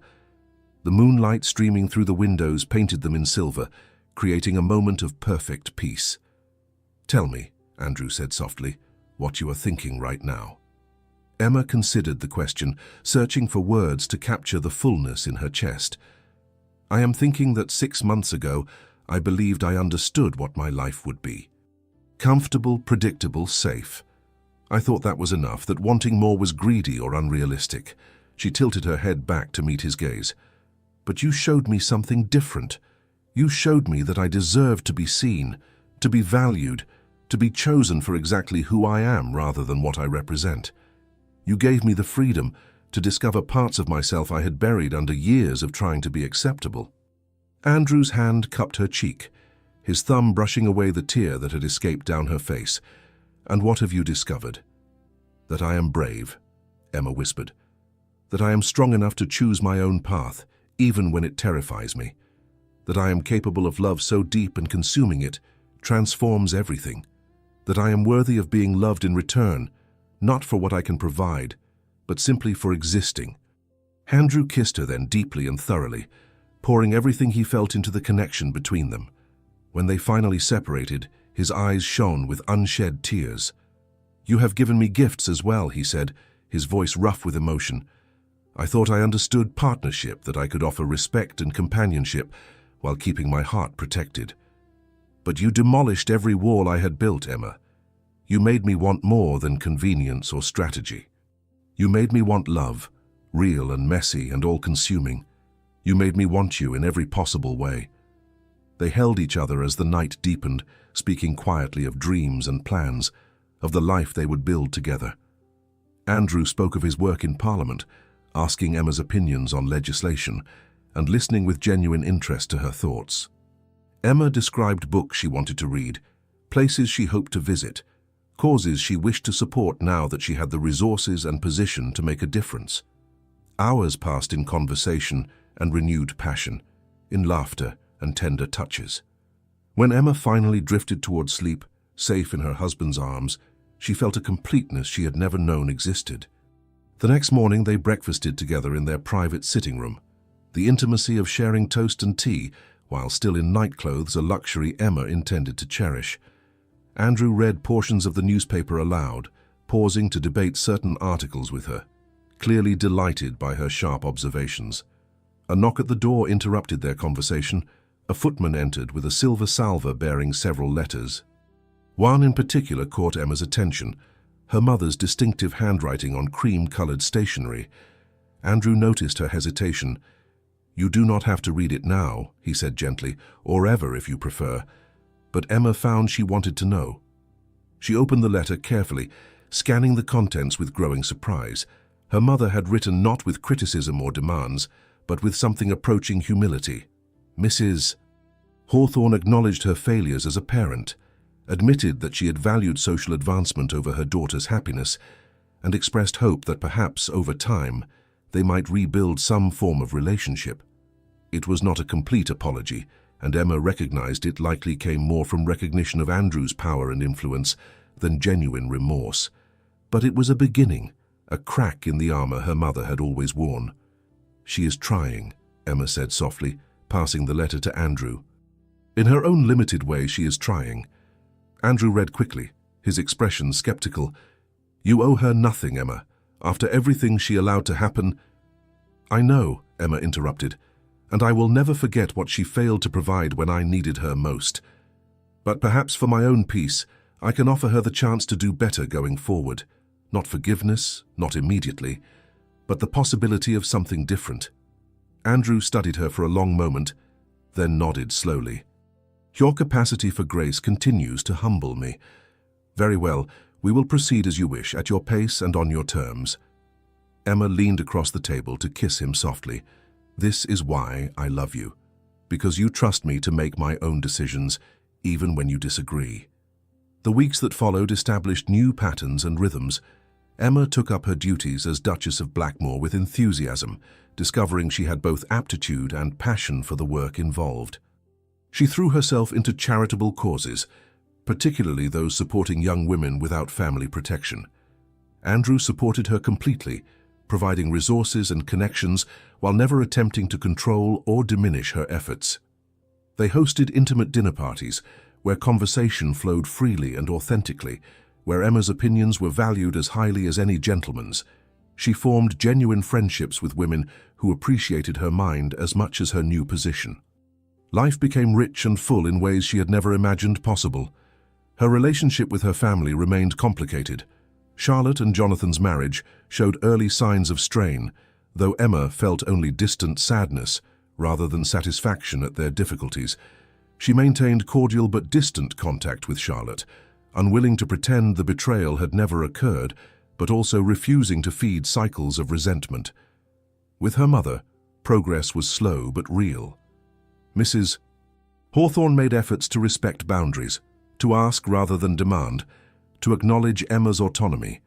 They would never have the warm, supportive relationship Emma had once craved, but they achieved something valuable nonetheless.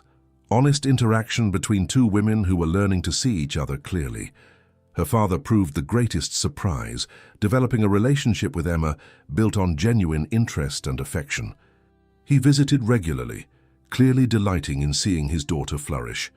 The regret he carried for years of neglect motivated him to do better, and Emma found she could forgive while still acknowledging the pain his absence had caused. Through it all, Andrew remained her anchor and her joy. Their passion never dimmed, physical desire staying bright and urgent even as emotional intimacy deepened.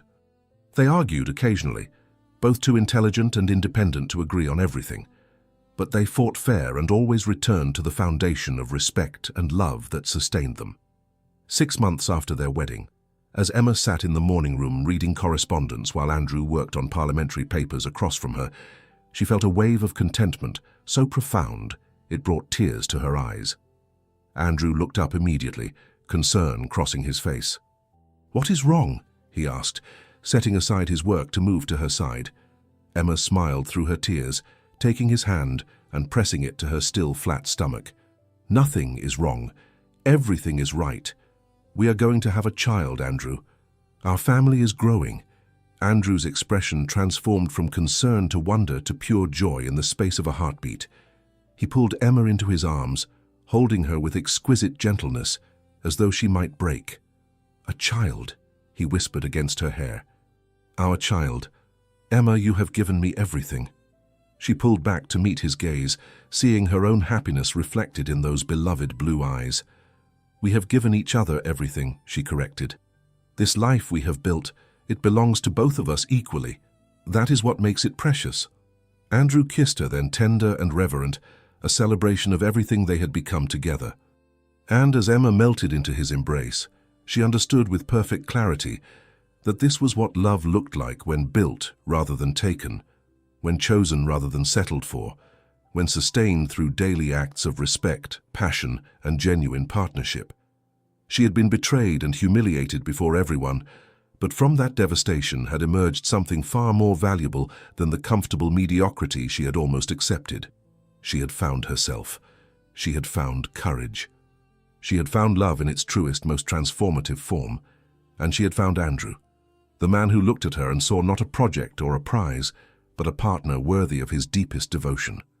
It was everything, and it was only the beginning of their story together. Sometimes the cruelest moments become the greatest gifts, stripping away illusions to reveal what we truly deserve. Emma Hawthorne learned that being chosen for who you are will always matter more than being accepted for what you represent. Love built on honesty and respect endures where passion built on convenience crumbles. Her story reminds us that the courage to choose ourselves, even when the world demands we settle, can lead to transformations we never imagined possible. What betrayals in your own life might actually be redirecting you towards something better? If Emma and Andrew's journey touched your heart, please show your support by leaving a like. It helps me continue bringing you stories of love, courage, and transformation.